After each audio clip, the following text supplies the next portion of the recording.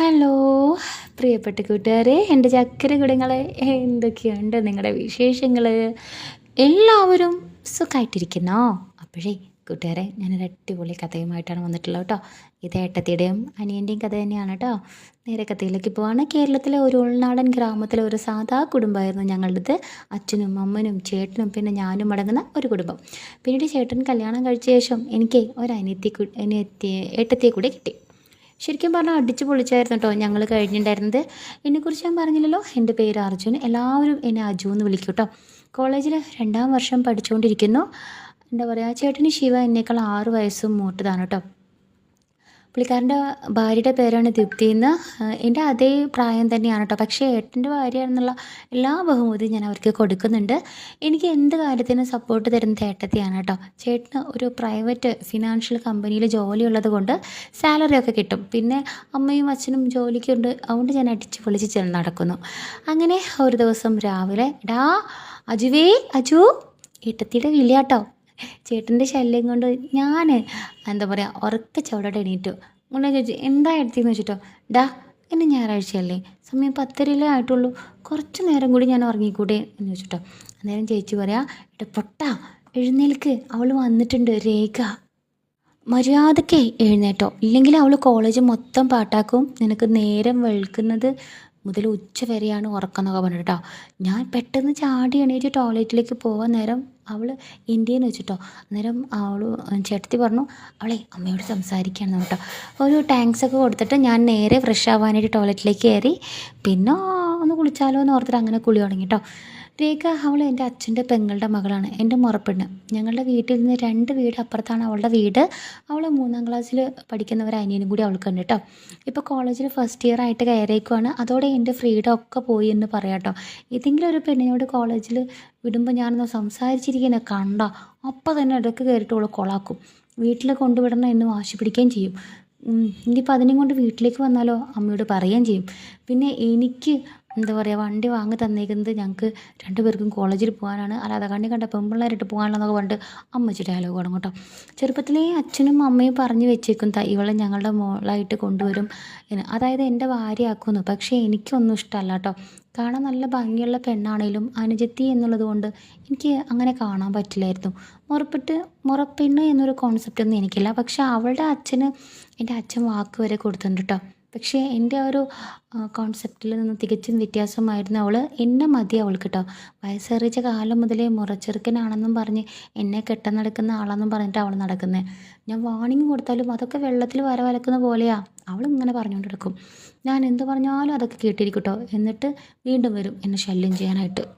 ഇതൊക്കെ ആലോചിച്ചിരിക്കുന്നുണ്ടെങ്കിൽ ഏട്ടൻ കുളിക്കുവാണോ എന്നൊരു ശബ്ദം. അപ്പം ഞാൻ ചോദിച്ചു, ആരോടടി നീ വർത്തമാനം പറയുന്നത്, ആരോട് ചോദിച്ചിട്ട് നീ എൻ്റെ മുറി കയറിയെന്ന് കേട്ടോ. ഞാൻ കുളിക്കുന്ന സമയത്ത് മേത്ത് സോപ്പിട്ടാണ് ഞാൻ ചോദിക്കുന്നത് കേട്ടോ. അപ്പോൾ അവൾ പറഞ്ഞു, ആരോടും ചോദിച്ചിട്ടില്ല, ഒന്നുമില്ല, ഞാൻ അങ്ങോട്ട് അകത്ത് കയറി, വേണേലും വന്ന് ഇറക്കി വിട്ടോന്ന് കേട്ടോ. ഈ ബാധ എന്നെയും കൊണ്ടേ പോകത്തുള്ളൂ എന്ന് പറഞ്ഞിട്ട് കുളി നടത്തുകയാണ് ഞാൻ. അവൾ പോയി കഴിഞ്ഞിട്ട് ഇറങ്ങുന്നല്ലോ വെച്ചിട്ട് അവിടെ സോപ്പ് വെച്ച് അവിടെ ഇങ്ങനെ ഇരുന്നു കേട്ടോ. കുറച്ച് നേരം കഴിഞ്ഞപ്പോൾ ഏട്ടൻ്റെ എന്ത് കുളിയാണ് കുളിക്കുന്നതാണ്. അപ്പോൾ പറഞ്ഞു, ഞാൻ കുറേ സമയം അങ്ങനെ കുളിക്കും. അപ്പോൾ ഈ ഇറങ്ങുന്നില്ലേ കേട്ടോ. ഇല്ല, ഞാൻ ഇറങ്ങുന്നില്ലായിരുന്നു. കുളി കഴിഞ്ഞില്ലേ ചേച്ചി? ഇല്ല, കുളി കഴിഞ്ഞിട്ടില്ലായിരുന്നു. വേണേൽ ഞാൻ സോപ്പ് തേപ്പിച്ച് തരാം, ഞാൻ കുളിപ്പിച്ച് തരാം എന്നൊക്കെ കേട്ടോ. ഇല്ല, നീ പോയി കഴിഞ്ഞാൽ ഞാൻ ഇറങ്ങുന്നുള്ളൂ. ഇന്നേ ഞാൻ നന്നായിട്ട് തേച്ച് ഉരുമ്മി കുളിക്കുകയാണ്, നീ എന്നെ ഇപ്പം അങ്ങനെ കുളിപ്പിച്ച് കിടത്തണ്ടെന്ന് കേട്ടോ. പിന്നെ അതെ, നിൻ്റെ ചേട്ടനെല്ലാം വിളിയുണ്ടല്ലോ, അത് എനിക്ക് ഒട്ടും ഇഷ്ടാവുന്നില്ല, അത് വേണ്ട കേട്ടോ എന്ന് പറഞ്ഞു.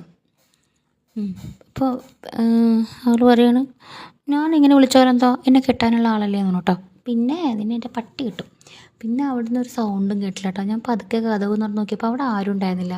അവൾ പോയി എന്ന് തോന്നുന്നു. ഞാൻ ഡ്രസ്സൊക്കെ ഇട്ട് തലമുടിയൊക്കെ സെറ്റാക്കി. ഇന്ന് എന്താ ആകുമോ എന്തോ, വാട്സപ്പൊക്കെ മെസ്സേജ് ഒരുപാട് വരുന്നുണ്ടല്ലോ. എടുത്ത് നോക്കിയപ്പോഴാണ് പിടികിട്ടിയത്. സ്റ്റാറ്റസ് മൊത്തം എൻ്റെ റൂമിൽ കയറി അവളെടുത്ത ഫോട്ടോസാണ് കേട്ടോ. എൻ്റെ സ്റ്റാറ്റസ് മൊത്തം അവളാണ്, അതിനുള്ള കമൻസാണ് മൊത്തം വരുന്നത് കേട്ടോ.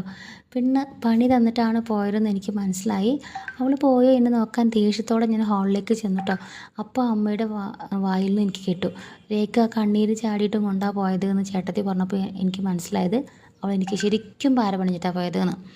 അപ്പോൾ ഞാൻ പറഞ്ഞു, അവളിന് കരയാൻ മാത്രം എന്തായിരിക്കണത്, ഞാൻ ഒന്നും പറഞ്ഞിട്ടില്ലല്ലോ പറഞ്ഞിട്ടോ അമ്മയോട്. പറഞ്ഞില്ലേലും എന്താ അമ്മയുടെ അടുത്ത് നന്നായിട്ട് കേട്ടില്ലേന്ന് ഏട്ടത്തി പറഞ്ഞു കേട്ടോ എന്ന് പറഞ്ഞ് ഏട്ടത്തി ചിരിച്ചുകൊണ്ട് നേരെ അടുക്കളയിലേക്ക് പോയി.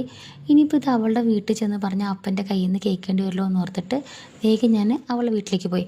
അയൽവക്കത്തെ കുട്ടികളുടെ കൂടെ ചാമ്പയ്ക്ക പറിക്കുകയാണ് അവളുടെ വീടോട് ചേർന്നുള്ള വീട്ടിൽ നിന്നിട്ട് കേട്ടോ. എന്നെ കണ്ടതോടെ ചാമ്പയ്ക്കമായിട്ട് എൻ്റെ അടുത്തേക്ക് വന്നു. എൻ്റെ മുഖത്ത് ദേഷ്യം കണ്ടപ്പോൾ സോറി ഏട്ടാന്ന് പറഞ്ഞു കേട്ടോ. അവൾ ആക്കിയതാണെന്ന് എനിക്ക് മനസ്സിലായി. അപ്പോൾ ഞാൻ പറഞ്ഞു ബാ വീട്ടിലേക്ക് പോകാന്നുണ്ട്. ഞാനില്ല എന്നാൽ ചാമ്പക്ക കഴിച്ചോന്ന് പറഞ്ഞു. അപ്പോൾ ഞാൻ അവളുടെ കയ്യിൽ നിന്ന് ചാമ്പക്ക എടുത്തിട്ട് അവളുടെ വീട്ടിലേക്ക് നടന്നു കേട്ടോ. അവളും എൻ്റെ പുറകെ നടക്കാൻ തുടങ്ങിയിട്ടോ. അവൾക്കതൊക്കെ ഭയങ്കര ഇഷ്ടമാണ്. ഞാൻ എന്ത് പറഞ്ഞാലും അവളെ വേദനിപ്പിച്ചാലും അവൾ ശിവന് പാർവതി എന്ന പോലെ എന്നെ ഒപ്പം കാണുന്നത്. അത് ചില സമയങ്ങളിൽ എനിക്ക് അനുഗ്രഹമാണ് കേട്ടോ. വേറെ എവിടെയല്ല, സ്വന്തക്കാരെന്ന് പറഞ്ഞ കുറച്ച് അലവലാദികളുടെ ഫംഗ്ഷനൊക്കെ പോകുമ്പോൾ ഞാൻ ഒറ്റയ്ക്കായി പോകാറുണ്ട്. അപ്പോൾ ഇവൾ എൻ്റെ കൂടെ നിന്നിട്ട് എന്നെ അനുഗ്രഹിക്കും. പിന്നെ അവളുടെ വീട്ടിൽ ചെന്ന് ശരിക്കും പറഞ്ഞാൽ എൻ്റെ വീട്ടിൽ കിട്ടുന്നതിനേക്കാൾ ഫ്രീഡം എനിക്ക് അവിടെ ഉണ്ടായിരുന്നു കേട്ടോ. അവളുടെ വീട്ടിൽ ചിക്കൻ കറി ഉണ്ടാക്കിയാൽ വേവ് നോക്കുന്നത് എൻ്റെ വീട്ടിൽ എന്ന് വേണമെങ്കിൽ പറയാം കേട്ടോ. കാരണം കുറച്ചുണ്ടാക്കിയാലും അവൾ എനിക്ക് കൊണ്ടുവന്ന് തരും. അതേപോലെ തന്നെയാണ് എൻ്റെ വീട്ടിൽ സ്പെഷ്യലായിട്ട് എന്തെങ്കിലും ഉണ്ടെങ്കിൽ അപ്പം തന്നെ അമ്മ ഫോൺ എടുത്തിട്ട് അവളെ വിളിക്കും. പിന്നെ എന്താ പറയുക, അവരെല്ലാവരും കൂടി വീട്ടിൽ കൂടും കേട്ടോ.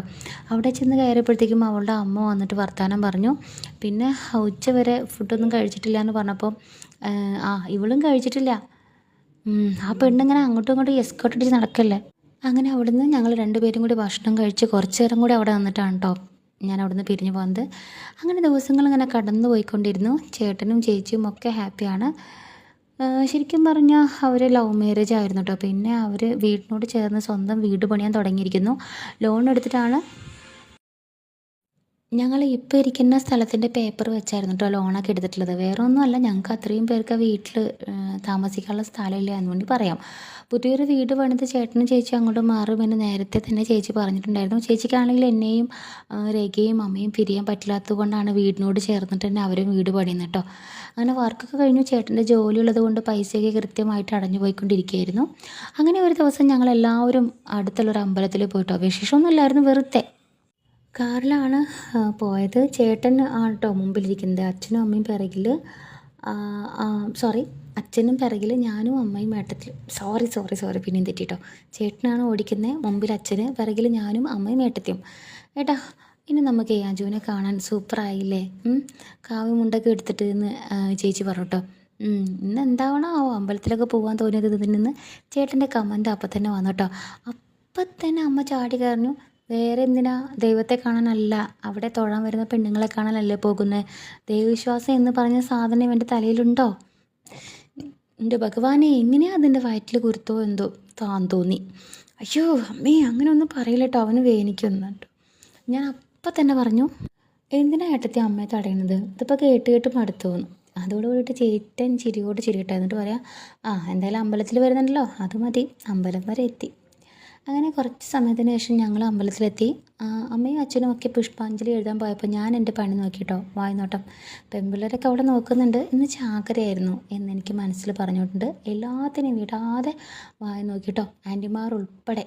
എൻ്റെ കണ്ണ് എന്നാ സ്കാനർ അഴിച്ച് പെരുക്കി അളവ് എടുത്തിട്ട് ഇങ്ങനെ നടക്കുക. അപ്പോഴത്തേക്കും ഏട്ടത്തി പുറകിൽ വിളിച്ചിട്ടുണ്ട്, മതിയിട്ട് അങ്ങനെ നോക്കി വെള്ളമിറക്കിയത്.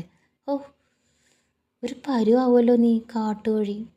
പെട്ടെന്ന് പുറകിലോട്ട് തിരിഞ്ഞ് നോക്കിയിട്ടൊന്ന് ഇടിച്ച് കാണിച്ചു കൊടുത്തിട്ടോ. അപ്പോഴത്തേക്ക് ഏട്ടത്തി, നിനക്ക് പറ്റിയൊരാൾ വരുന്നത്, അപ്പോൾ ശരി മോനെ, ഞാൻ അമ്മയുടെ പോകട്ടെ, നീ അവളെ ശരിക്കും നോക്കിക്കോ എന്ന് പറഞ്ഞു കേട്ടോ. ഏട്ടനെയും വിളിച്ച് ചിരിച്ചുകൊണ്ട് അമ്മയുടെ അടുത്തേക്ക് ഏട്ടത്തി പോയി. ശിവനെ നല്ല പീസ് വല്ലതും അവളെ എന്ന് കരുതി തിരിഞ്ഞ് നോക്കിയോ ഞാൻ. ഡാർക്കടിച്ച് ഇവളോ ഇനി രക്ഷയില്ല എന്ന് മനസ്സിൽ പറഞ്ഞു. അപ്പോഴത്തേക്കും അമ്മയെ അവൾ കണ്ടിരുന്നു. അവൾ അമ്മേ എന്ന് വിളിച്ചു കേട്ടോ. മോളെപ്പോഴാണ് വന്ന് തൊഴാനെന്ന് വെച്ചിട്ടോ. ഞങ്ങളിത് എത്തിയുള്ളൂ. അമ്മയും പറഞ്ഞു, ഞാൻ ഇത്തിരി നേരം ആയതുള്ളൂ മോളെ, ഉള്ളിൽ കയറി തൊഴുതു, ഇപ്പം ഇറങ്ങിയതേ ഉള്ളൂ പറഞ്ഞു. അമ്മ വന്നില്ലേ മോളെ? ഇല്ല അമ്മയ്ക്ക് വയ്യാന്ന് പറഞ്ഞു, അതാ ഞാൻ ഒറ്റയ്ക്ക് വന്നതെന്ന് പറഞ്ഞു. അപ്പോഴത്തേക്കും ഏട്ടത്തി അവളുടെ അടുത്തേക്ക് എത്തിക്കായിരുന്നു. രേഖക്കുട്ടി രാവിലെ തന്നെ തൊഴാൻ വന്നല്ലോ എന്ന് പറഞ്ഞു കേട്ടോ. ഞങ്ങൾ അറിഞ്ഞിരുന്നെങ്കിൽ ഒപ്പം കൊണ്ടുവരായിരുന്നല്ലോ എന്ന് പറഞ്ഞു. അല്ല ചേട്ടനെ എവിടെയെന്ന് വെച്ചപ്പം പുള്ളിക്കാരനെ കൗണ്ടറിൽ നിന്ന് എണ്ണ മേടിക്കുകയാണെന്ന് പറഞ്ഞിട്ട് ചേട്ടൻ. കുറച്ച് കഴിഞ്ഞപ്പോൾ ഏട്ടനും ഏട്ടത്തിയും കൂടി അവിടുന്ന് പോയിട്ടോ. അങ്ങനെ എന്താ പറയുക, ഞങ്ങൾ രണ്ടുപേരും ഇപ്പോൾ വരാം, നീ ഇവളൊപ്പം നിൽക്കണം എന്ന് പറഞ്ഞിട്ടോ പോകേണ്ടത്. അപ്പം ഞാൻ പറഞ്ഞു, ഞാൻ പോവാണ്, ഇവളെന്തിനാ നിൽക്കുന്നത്, ഇവൾ വലിയ കുട്ടിയല്ലേ. അവൾ ചെറിയ കുട്ടിയല്ലേടാ. അപ്പോൾ പറഞ്ഞു അവൾ പറയാ എനിക്ക് എപ്പോഴും എൻ്റെ അജുവേട്ടൻ എപ്പോഴും എൻ്റെ കൂടെ ഉണ്ടാവണം എന്ന് പറഞ്ഞു കേട്ടോ. അങ്ങനെ എൻ്റെ എല്ലാ പ്ലാനും നശിപ്പിച്ചുകൊണ്ട് അവൾ അവിടെ നിന്നു കേട്ടോ. നഷ്ടപ്പെട്ട് പോവാറുണ്ട്. അപ്പോൾ ആ സമയങ്ങളെല്ലാം ഞാൻ പറഞ്ഞ കഥകളുടെയൊക്കെ സെക്കൻഡ് പാർട്ടോ തേർഡ് പാർട്ടൊക്കെ ആയിട്ട് പോകാൻ ചാൻസ് ഉണ്ട്. അപ്പോൾ കൂട്ടുകാർ അക്കാര്യം ഒന്ന് ശ്രദ്ധിക്കണം. അധികവും PMൽ വന്നിട്ട് ഈ പല കഥകളുടെയും സെക്കൻഡ് പാർട്ട് ചോദിക്കാറുണ്ട്. അപ്പം എനിക്ക് കഴിയാത്തത് കൊണ്ടാണ്, പരിമിതി കൊണ്ടാണ് ഞാൻ സെക്കൻഡ് പാർട്ട് തരാത്തത് കേട്ടോ. ഒരുവിധം എല്ലാ കഥകളുടെയും സെക്കൻഡ് പാർട്ട് ഇപ്പോൾ ഞാൻ ഇടുന്നുണ്ട്. അപ്പോൾ കൂട്ടുകാരെ, എൻ്റെ ഈ ഒരു ചെറിയ കഥ നിങ്ങൾക്ക് ഇഷ്ടപ്പെട്ടാൽ തീർച്ചയായിട്ടും ലൈക്ക് ചെയ്യാനും ഷെയർ ചെയ്യാനും കമൻറ്റ് ചെയ്യാനും മറക്കരുത്. ആക്ച്വലി ഇതിൻ്റെ സെക്കൻഡ് പാർട്ട് ഉണ്ട് കേട്ടോ.